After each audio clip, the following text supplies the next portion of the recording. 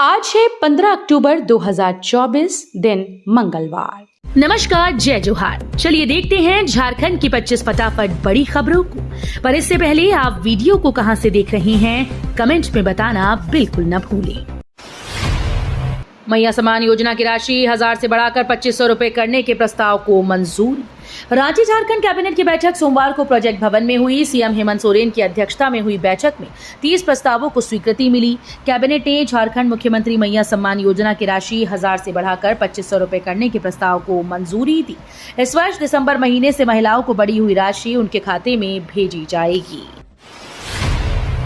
झारखंड चुनाव का जल्द हो सकता है ऐलान, सियासतदानों में खलबली। दुर्गा पूजा की समाप्ति के बाद अब झारखंड में कभी भी चुनाव की घोषणा हो सकती है। चुनाव आयोग ने महाराष्ट्र के साथ झारखंड में चुनाव कराने के संकेत दिए हैं। सूत्रों के मुताबिक आयोग कभी भी दोनों राज्यों में चुनाव की घोषणा कर सकता है। आयोग ने राज्य निर्वाचन पदाधिकारी के कार्यालय से प्रेस कॉन्फ्रेंस के लिए झारखंड से संबंधित आंकड़े प्राप्त कर लिए हैं। दुर्गा विसर्जन के दौरान 2 गुटों में झड़प, मधुपुर शहर बंद का आह्वान। नवरात्रि समाप्ति के बाद अब धीरे धीरे सभी दुर्गा प्रतिमा का विसर्जन किया जा रहा है। भक्त नाम आंखों से माता दुर्गा की विदाई दे रहे हैं। वहीं देवघर जिले के मधुपुर में माता दुर्गा की विदाई के दौरान देर रात्रि में 2 गुटों में झड़प की स्थिति पैदा हो गई। मामले की गंभीरता को देखते हुए पुलिस प्रशासन ने देर रात्रि से ही शहर को पुलिस छावनी में तब्दील कर दिया। ईडी छापेमारी पर भड़के सीएम बोले, चुनाव के पहले विपक्ष के कार्यकर्ता हुए सक्रिय। झारखंड के मुख्यमंत्री हेमंत सोरेन ने सोमवार को 498 सामुदायिक स्वास्थ्य अधिकारियों को नियुक्ति पत्र सौंपे। इस दौरान उन्होंने मंत्री मिथिलेश ठाकुर और अन्य लोगों के ठिकाने पर ईडी की छापेमारी पर अपनी प्रतिक्रिया दी। उन्होंने कहा कि ये छापेमारी की कहानी अप्रत्याशित नहीं है, क्योंकि अब चुनाव का वक्त है। विपक्ष के मुख्य सक्रिय कार्यकर्ता अपने काम में लग गए हैं। अब झारखंड में ही होगा सभी क्रिटिकल बीमारियों का इलाज।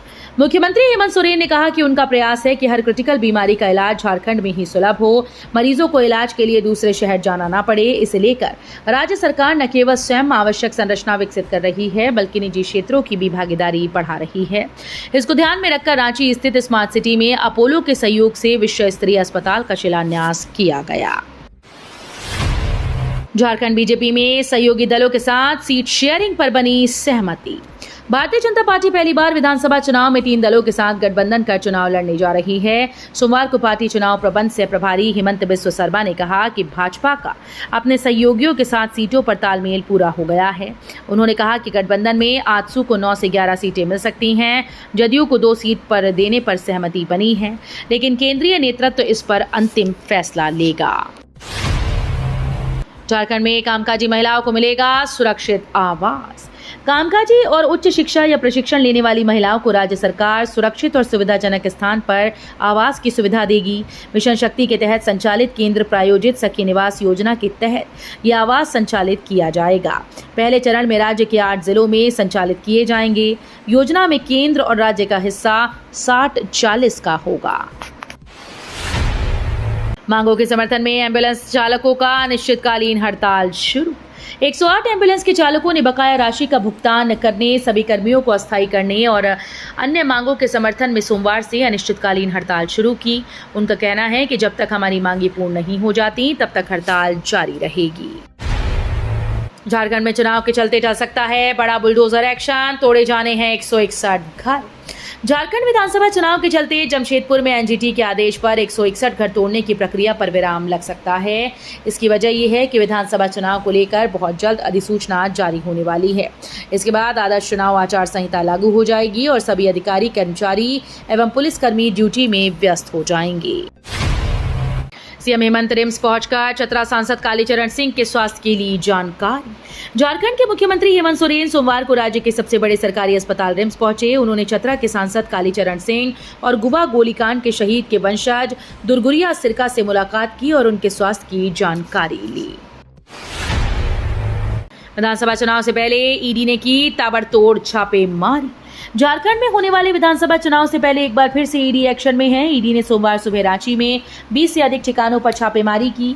इस दौरान ईडी ने आईएएस अधिकारी मनीष रंजन, झारखंड सरकार में मंत्री मिथिलेश ठाकुर के भाई विनय ठाकुर समेत कई विभागीय इंजीनियर्स के ठिकानों पर छापेमारी जारी रखी। झारखंड के पूर्व मुख्यमंत्री मधु कोड़ा मसले में ईडी को सुप्रीम कोर्ट ने दिया ये निर्देश। झारखंड के जल संसाधन मंत्री मिथिलेश ठाकुर के ठिकानों पर प्रवर्तन निदेशालय की रेड के बीच सुप्रीम कोर्ट ने मधु कोड़ा मामले में केंद्रीय जांच एजेंसी को एक निर्देश दिया है। मधु कोड़ा के खिलाफ मुकदमे पर लगी रोक को हटवाने के लिए सुप्रीम कोर्ट पहुंची ईडी को शीर्ष अदालत ने हाई कोर्ट का रुख करने के लिए कहा। झारखंड में अवैध चुनाव खर्च और आचार संहिता उल्लंघन पर नजर रखेंगे एसएसटी और एफएसटी। झारखंड विधानसभा चुनाव के दौरान आदर्श आचार संहिता उल्लंघन और अवैध चुनाव खर्च की निगरानी की जिम्मेदारी एसएसटी और एफएसटी को सौंपी गई है। झारखंड के मुख्य निर्वाचन पदाधिकारी के रवि कुमार ने सोमवार को ये जानकारी दी। मुख्य निर्वाचन पदाधिकारी ने कहा कि झारखंड विधानसभा चुनाव के दौरान एनफोर्समेंट एजेंसी अवैध गतिविधियों को रोकने और उस पर पूर्ण प्रतिबंध लगाने के लिए मुस्तैदी से काम करे। हर स्तर पर इसकी मॉनिटरिंग की जाएगी। रांची में 18 और 19 अक्टूबर को लगेगा मुड़मा मेला, सीएम हेमंत को भी आमंत्रण। झारखंड के रांची जिले में 18 और 19 अक्टूबर को प्रसिद्ध मुड़मा मेले का आयोजन किया जाएगा।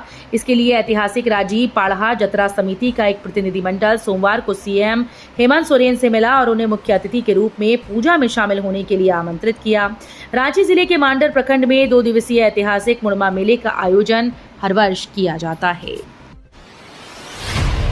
सीएम हेमंत सोरेन ने बांटा नियुक्ति पत्र। सीएम हेमंत सोरेन ने सोमवार को रांची स्थित प्रोजेक्ट भवन से 498 सामुदायिक स्वास्थ्य पदाधिकारियों को नियुक्ति पत्र वितरित किया।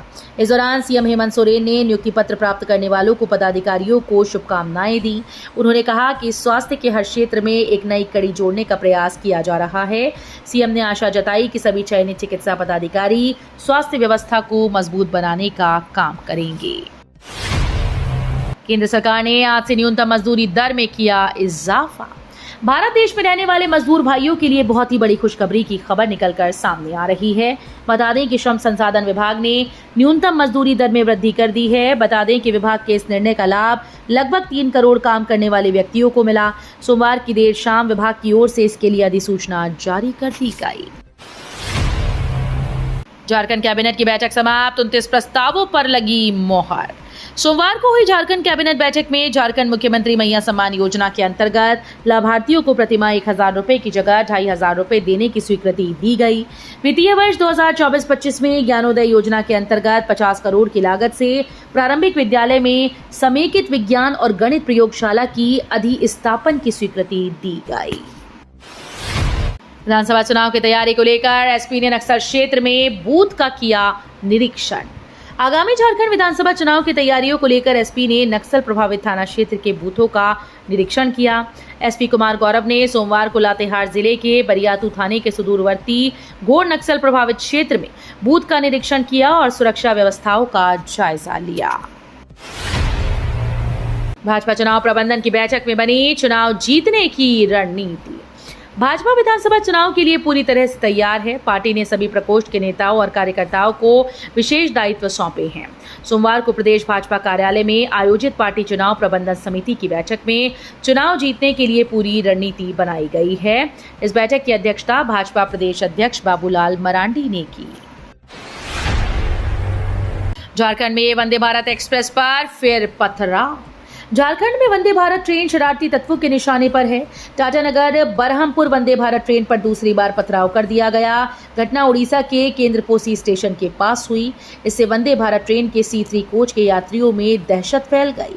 यात्रियों को दूसरी सीट पर बैठाया गया। मालूम हो कि 18 सितंबर से पटरी पर दौड़ रही टाटानगर बरहमपुर वंदे भारत ट्रेन पर इससे पूर्व खुर्दा मंडल में पथराव हुआ था।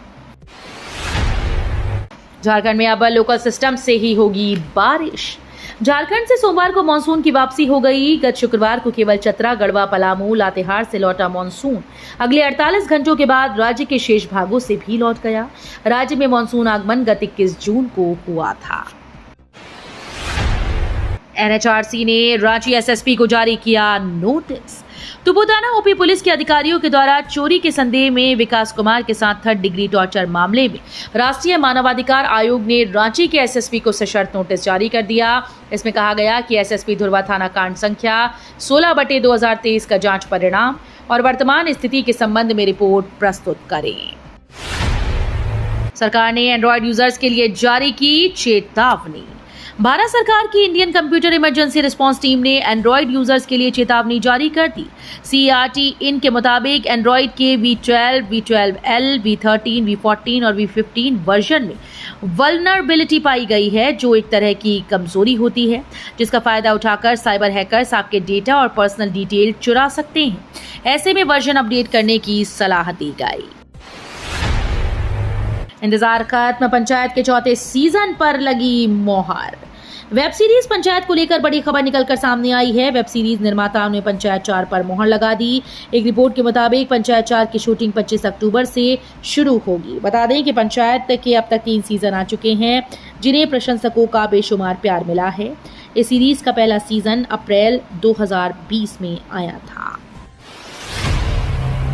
सत्यपाल मलिक ने कहा, चुनाव आयोग और EVM से भरोसा ही उठ गया। जम्मू कश्मीर के पूर्व राज्यपाल सत्यपाल मलिक ने हरियाणा चुनाव परिणाम पर कहा कि रिजल्ट देखकर उनका EVM से भरोसा उठ गया है।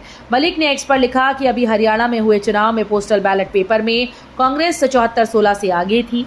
जैसे ही EVM खुली, धीरे धीरे कांग्रेस सत्ता से बाहर और भाजपा सत्ता में। EVM का खेल आखिर कब तक चलेगा? तो ये थी झारखंड की 25 बड़ी खबरें। रोजाना ऐसे ही सबसे पहले अपडेट पाने के लिए चैनल को सब्सक्राइब और वीडियो को शेयर जरूर करें। धन्यवाद।